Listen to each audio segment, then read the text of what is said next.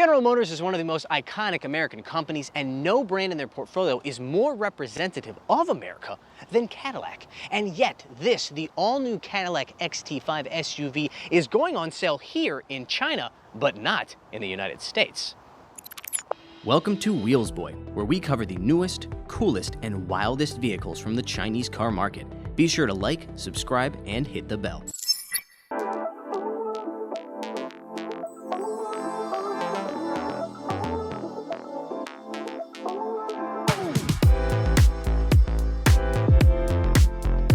Here in China, the suggested retail price of the XT5 is about $56,000 to $65,000 US, but the actual price at dealerships is more like $37,000 to $47,000. Before we show you this car inside and out and then take it on the road, I want to explain why it is that, at least for now, there are no plans to produce this car and sell it in the United States. As you may very well know, the current generation XT5 is being produced in the Spring Hill, Tennessee plant. That's also where they're producing the Cadillac Lyriq. Cadillac's future vehicle plans include a lot more EVs than ICE, so ICE models like the XT5 are not going to be prioritized when it comes to manufacturing capacity. If you don't have capacity, you can't make a car, and so the XT5 must die. That's a darn shame too, because this is probably the best looking Cadillac ICE SUV that they've made in quite some time. Here in the Chinese market, it's earned the name of Little Escalade, mostly because of the front end design, which is a lot like an Escalade. That includes the shape of the grille, the more upfront nature of it, and the daytime running lights, this top one, as well as the vertical lights here with the 9 individual LEDs. The new XT5 rides on the C1-2 platform. That's the same one that underpins cars like the Buick Enclave and the GMC Acadia. In other words, it's built for large SUVs, not mid-size SUVs like this. Still, the actual dimensions of this car haven't changed that much. It's a little taller, a little wider, and a little longer. But the change to the stance is remarkable.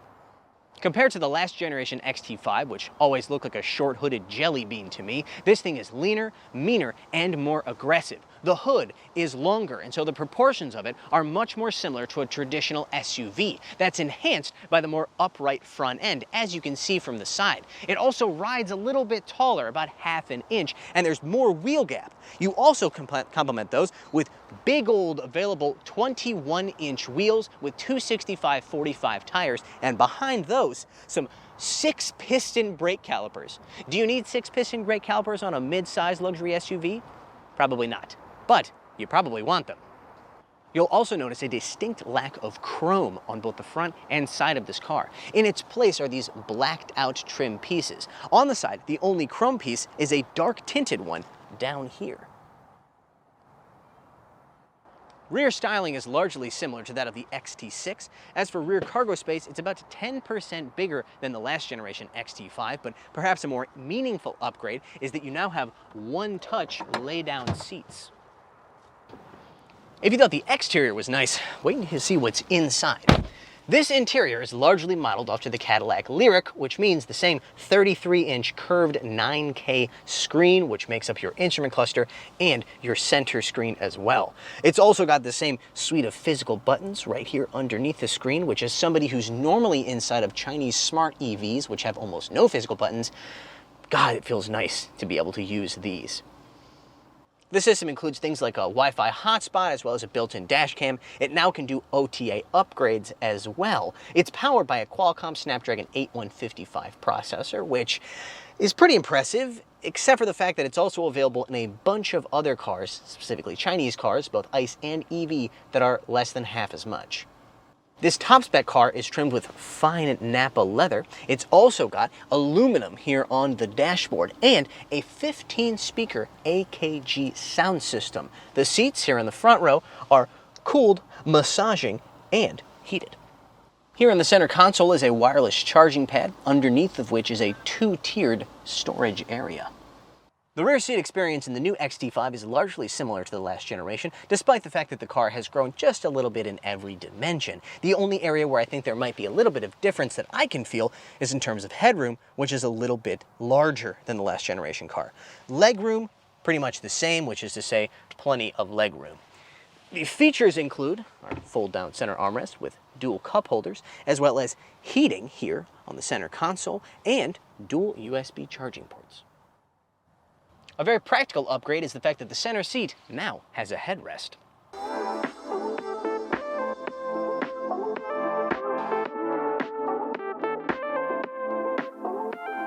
The sun is setting here in the Chinese city of Suzhou, but these sunglasses are prescription, so I'm going to have to keep them on as I tell you about the powertrain and driving dynamics of the new XT5.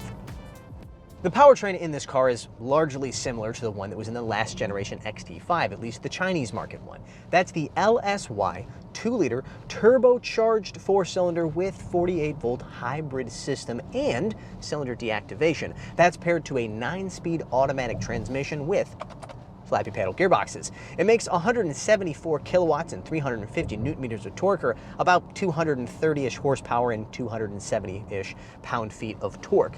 That's not a very vigorous powertrain, but it's enough to motivate this family SUV. That's paired with a standard dual-clutch, real-time all-wheel drive system that is called Hummingbird. That system was apparently developed exclusively for the Chinese market Cadillac XT5, the last generation car, and is reused here. That system can distribute torque anywhere from 0 to 100% left to right on the rear axle. It can also change the damping based on driving conditions.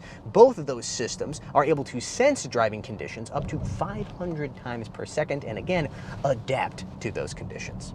Despite the fact that this car rides on the C1-2 platform, which is for large SUVs, not mid-size SUVs, the driving dynamics haven't changed as much as I maybe expected them to. It doesn't drive like a larger SUV versus the XT5 of the last generation. In fact, I would say that the steering is a little bit lighter and the front end is maybe a little bit more agile than the last generation, but again, that might be mostly down to the tuning of the steering. The actual road feel, the actual ride, perhaps a little bit heftier, a little bit more solid feeling than the last gen car, but I guess I'm surprised by how similar they ride.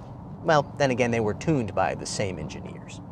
One of the things I really appreciate about this car, especially now that I've gotten it on the road, is the design of this long screen, particularly the instrument cluster. In a lot of cars that I drive here in China, the instrument cluster is blocked by the steering wheel. It's just kind of an annoying thing, and often the brands will request that you buy a yoke steering wheel to solve that problem, which in my opinion is stupid. Cadillac, however, has done a good job of designing this UI so that the steering wheel does not block what you're seeing on the screen, and that makes it much easier to use from behind the wheel.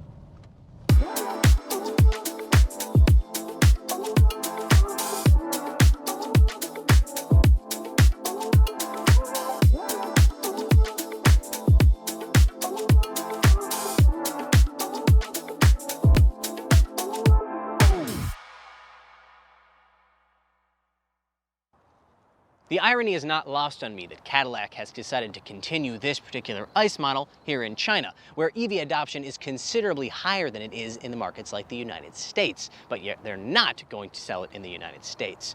Regardless of where you live, China, US, Europe, doesn't matter. Cadillac's continued adoption of EV cars in order to keep up with the trends in the industry means ICE models like the XT5, well, they're going to be available for only a limited time.